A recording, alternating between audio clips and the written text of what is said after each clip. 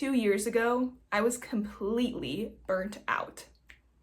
I looked successful on the outside, but on the inside, I was drowning. If you've ever felt stuck, exhausted, or creatively blocked, this might be why.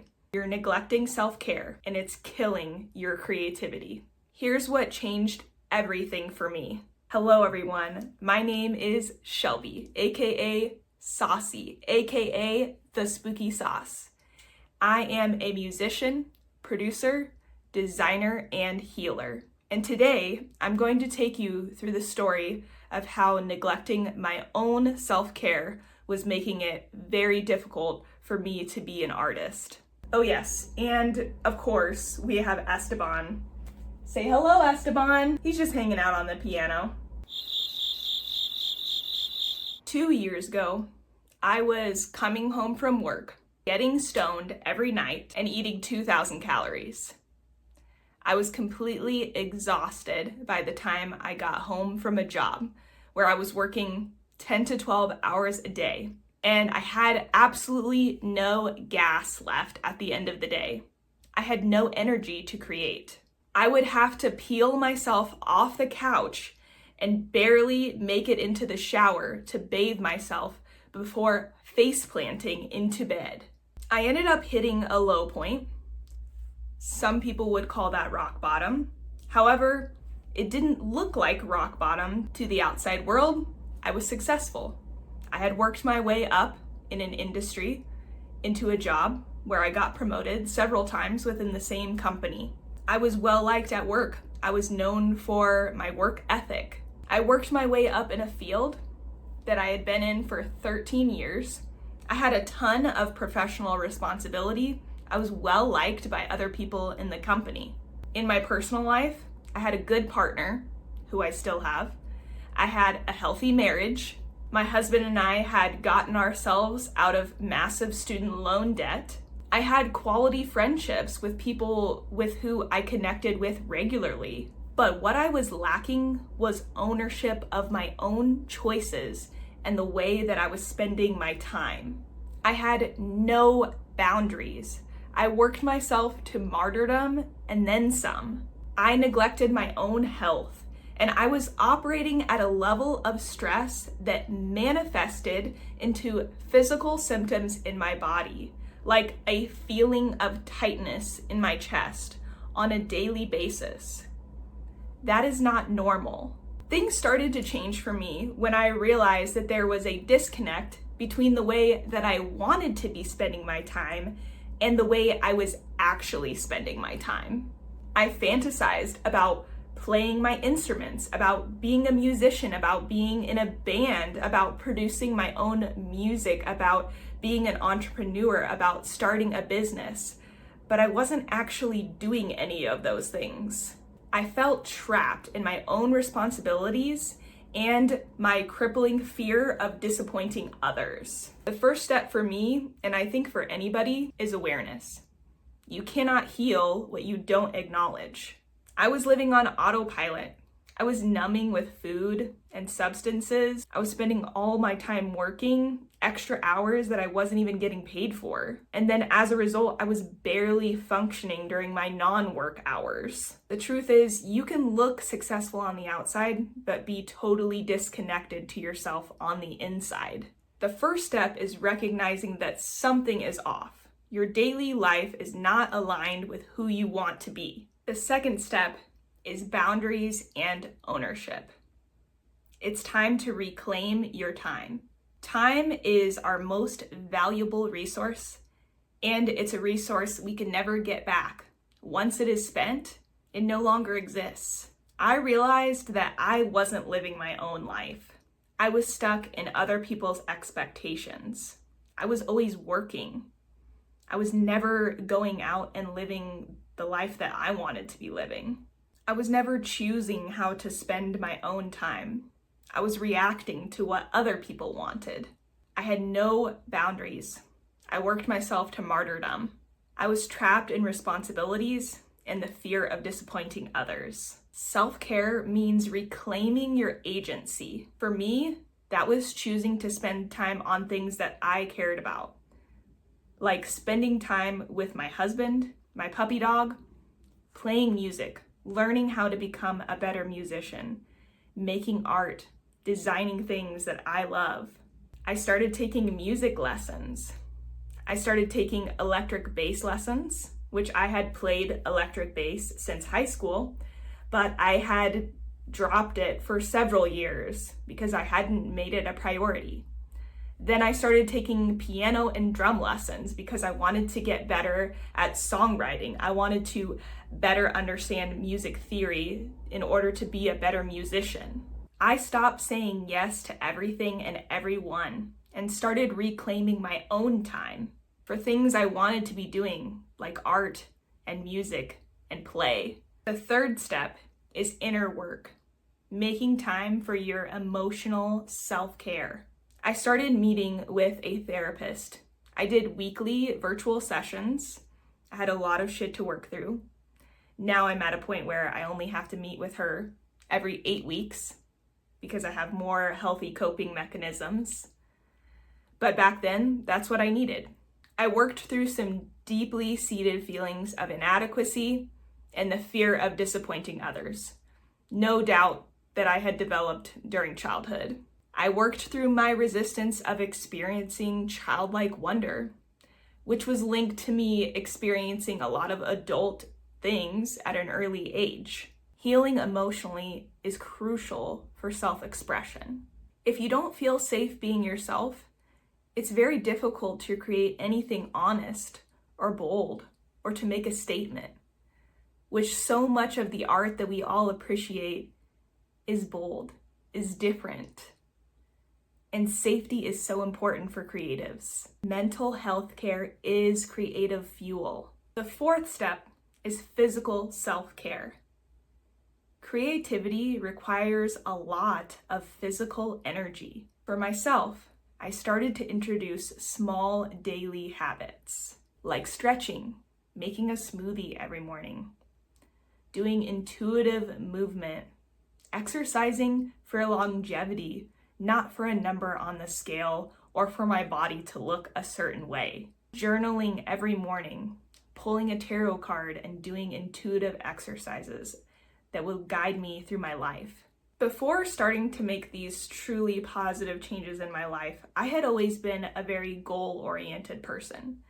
And I think that's linked to my fear of disappointing others and wanting to be a high achiever. And I was journaling my goals on a daily basis, I would say 80 to 90% of the time, but I had trouble doing it consistently 100% of the time because I often became very frustrated when I wouldn't meet my exact goals.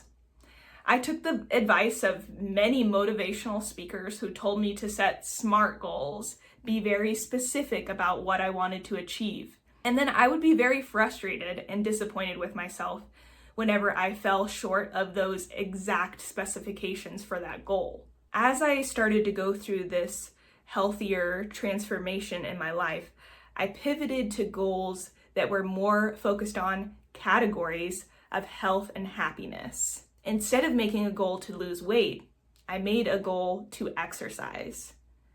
Instead of focusing on the output or the result, I focused on what the input was, the action that I needed to do on a regular basis.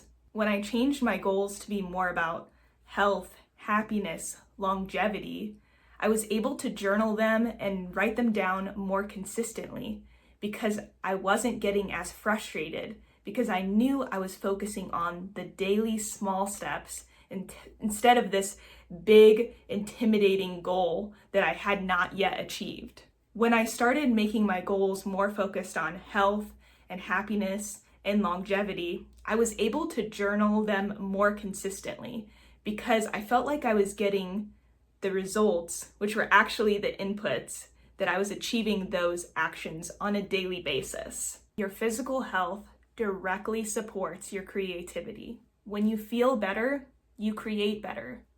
You have more ideas because your mind is clear. I didn't change my life overnight. I stacked my habits one by one, day by day. I put so much work into improving my physical and mental health. When I finally made the choice to leave the company that I was working for, it was shocking to all of the people that I was working with. But to my close friends, to my family, to my husband, to my therapist, to myself, we weren't surprised. All of my close friends, my family, my husband, my therapist, we had multiple conversations about how burnt out I was and how unhappy I was. I had expressed frustrations with how much time I was spending on my job and not on the creative things that I wanted to be doing. The fifth and final step is redefining success and creating authentically. I finally left my job. I started making art, even though it wasn't perfect. I started to redefine what success looked like for myself, based on my own truth and not on other people's expectations. Self-care gave me the confidence to show up anyway. Now I'm creating a life that I love, even if it doesn't fit the mold. And that's where real creativity thrives. And now I live a silly little life full of childlike wonder. I'm spending time with the people that I love, and I'm doing the things that I love. I'm really trying to let go of the notion of perfectionism and make bad art. I'm very early on in this journey, and I've already started to receive some hate comments. Some of these comments are really hateful. Somebody commented on one of my music videos and said, "This sucks, stop trying," which is pretty directly hateful. Me and my bandmate ended up using that as a lyric in one of our songs, so it ended up fueling my creativity anyway.